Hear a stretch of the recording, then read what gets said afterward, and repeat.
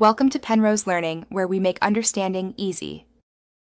You'll begin by confirming prerequisites, admin rights and knowledge of likely drives. Open Task Manager to see if Epic Games Launcher is active. If so, right-click and choose Open File Location to jump straight to the install. If not running, press Windows key and start typing Epic Games Launcher.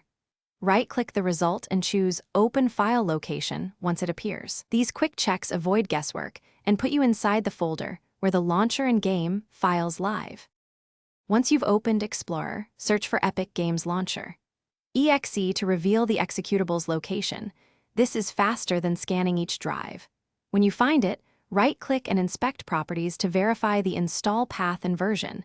This explains whether it's a standard install or a relocated one.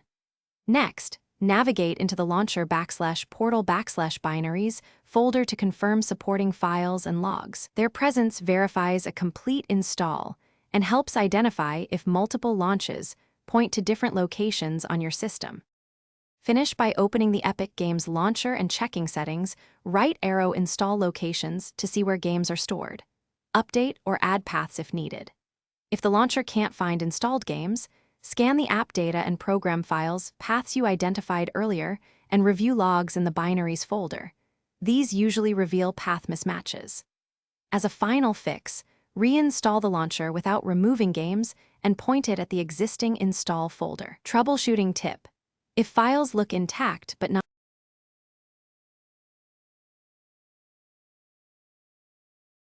Thanks for watching. If this was helpful, leave a like and consider subscribing. See you next time.